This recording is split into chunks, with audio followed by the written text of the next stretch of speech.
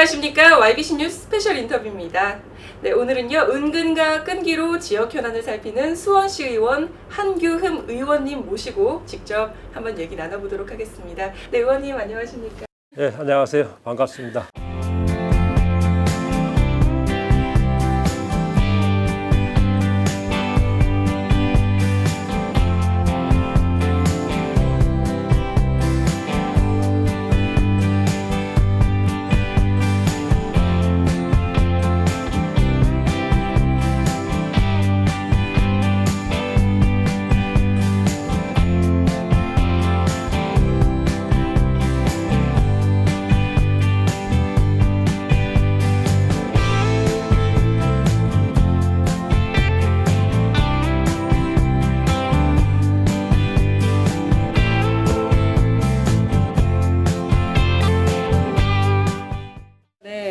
의원님 재선 의원이신데요. 네. 네, 6년 전에 처음 의정활동 시작하실 때랑 또 지금이랑 또 시간이 많이 지났는데 어떤 게 좀 달라졌을까요? 민원인들이 6년 전을 한번 되돌아보시면 좀 이해하기가 편할 건데요.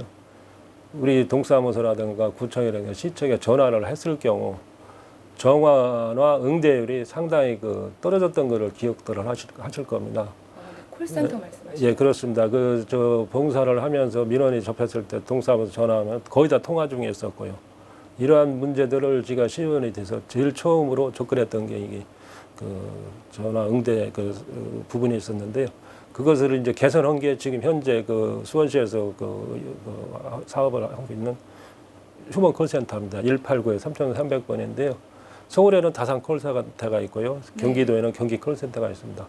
사실 수원 휴먼 콜센터 먼저 생겼음에도 불구하고 좀 홍보가 덜 돼서 많이 사용률이 떨어지지만은 이 근래는 상당히 많은 분들이 알아서 한번 꼭 좀 이용해 보십시오. 활용도가 상당히 높습니다. 1899에 3,300번입니다. 1899에 3,300번이요. 예.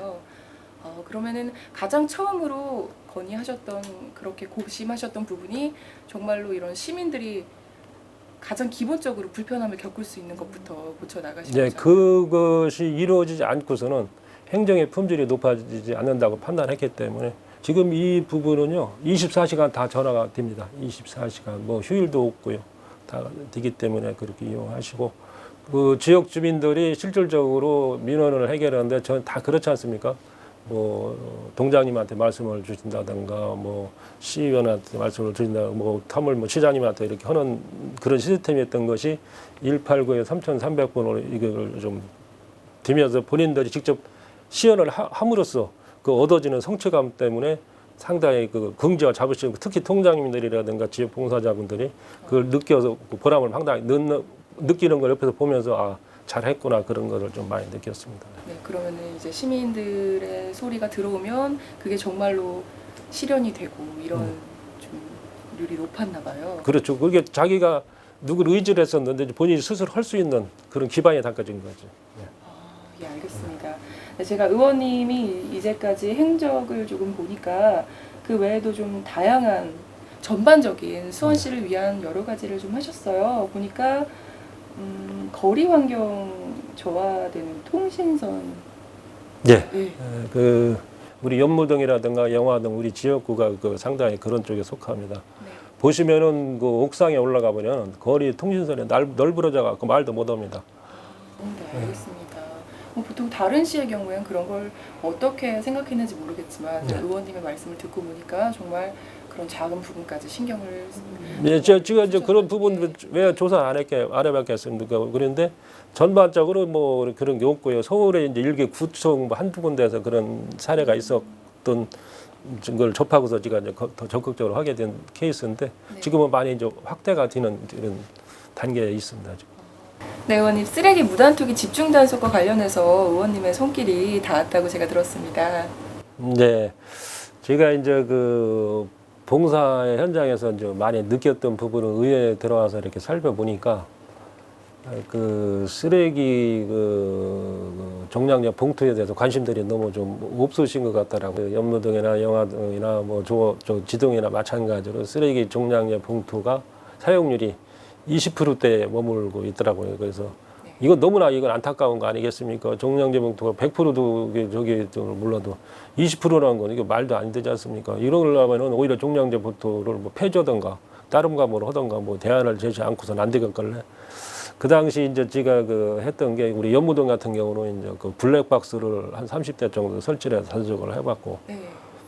또 우리 영화동 같은 경우는 또 그 통사부라게 해서 우리 박선우 동장님께서 그 동 업무를 상당히 오래도록 봐 오시면서 그 느꼈던 그 부분 중에 하나가 이제 통사업 성과가 있을 것 같다 그래서 그 통사업을 지금 진행을 하고 오면서 상당히 그 좀 성과를 냈고요.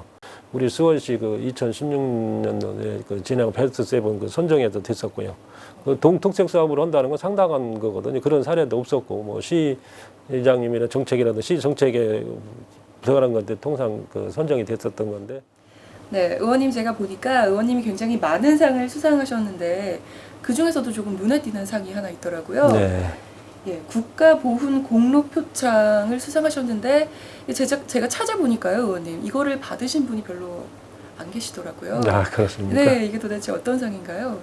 그 사실 우리 수원시가 전국에서 제일 많은 그 보훈 가족이 지금 머무르고 계시는데 현재 지금 한 14,000여 명 이렇게 가까이 지금 현재 그 계십니다. 그래서 월남전이라든가 6.25 참전하셨던 분들은 3만 원에서 이제 2만 원에서 월 5만 원을 좀 드렸던 부분이고요. 그동안 못 받았던 분들의 그 수혜하신 분들 전체를 대상으로 해서 3만 원 월 이렇게 해서 시장님하고 이렇게 해서 좀 그게 한 20억 이상의 그 예산을 편성을 해서 좀 지급한 사례가 좀 있고요. 또 우리가 이제 그 보훈의 성지가 이제 현충탑이라든가 이런 쪽에서 이제 했었고 사실 우리 연무동이나 조원동 이쪽에 있는 그 보훈원이 사실 오래된 역사가 있으면서도 그동안은 지역 주민들하고 이런 관계가 형성이 안 됐었습니다. 닫혀 있는 공간이었었습니다. 저 역시 연무동에서 한 25년 살았지만은 뭐 거기 가본 사례도 없고요. 뭐 오고 갈 수 있는 공간이 아니었는데 네. 그 이제 얼마 전부터 거기가 이제 담장이 허물어지고 이제 지나다가 보시면 알겠지만 태극기 거리가 형성이 되고 또 체육관이 젖어서 뭐 이런 부분 이런 부분 저런 부분들이 제가 시의원 되고서 이제 그 담당자들하고 이제 그 업무 제가 협조를 솔직해서 다니면서 했었고요. 또 거기가 이제 태극기 거리가 조성이 됐는데 저도 또 가만히 다른 게 뭐 할 게 없을까 했는데 이제 나락꽃 무궁화가 이제 많이 이제 우리 수원시에서도 관심을 가지고 있고 뭐 축제도 계속 하고 있지 않습니까? 네. 거기에 생각을 착안해서 무궁화 동산을 한번 좀 만들었으면 어떨까 해서 의견을 드렸더니 집행부에서 흔쾌히 받아주셔서 지금 올해 6월달에 무궁화 동산이 완공이 됐습니다. 혹시 이제 관계상으로 올라가다 보시면 좌측편에 있는데 그게 전국 최초 무궁화 동산이거든요. 네, 의원님이 그러니까 말씀하신 게 국가보훈 대상자 예우 및 지원에 관한 조례 일부 개정 조례안 대표 발의하신 거 외에도 네. 여러 가지 뭐 무궁화에 관련된 거라든지 보훈에 관련된 것도 굉장히 많네요. 네, 저는 의원님께 이렇게 상을 여쭤봤는데 또 이렇게 또 행적이 자꾸 나오시는데 의원님 제가 또 여쭤볼 게 있다면 문화복지교육위원장이세요. 예. 예. 근데 그것도 활동하시면서 또 여러 가지 스토리가 있으실 것 같아요. 혹시 유수나 매석가 많이 보셨겠지만 수원시 미술관 생긴 거 아십니까? 네. 그렇습니다. 그 미술관이 뭐 단순하게 생긴 게 아니라 이제 그 명칭 때문에 상당히 좀 우리 의회에서도 뭐 시민사회단체라든가 뭐 시민 여러분들께 의견이 뭐 많이 나눠져 있었지만 그 당시는 제가 상임위 2년 하면서 제일 처음이자 마지막으로 투표과정 했던 다행히 아까 제가 몇 년도 말씀을 드렸지만 이런 부분들이 다 녹아내려서 본인들이 충분하게 그 의사 개진하고 했기 때문에 그런 걸 또 위원장으로서 또 당연히 그렇게 또 많은 또 시간을 발휘하면서 그 토론을 했기 때문에 그런 결과가 나왔음에도 불구하고 아무 탈 없이 잘 이렇게 마무리 되어진 것에 대해서 지금 와서 생각하면 상당히 그 의원님들께 감사드리고 고맙다는 이런 마음을 항상 가지고 있습니다. 네, 보시는 분들께서 그 미술관 명칭 논란에 대해서는 좀 모르시는 분들도 있을 것 같아서 네, 정확히 어떤 일인지.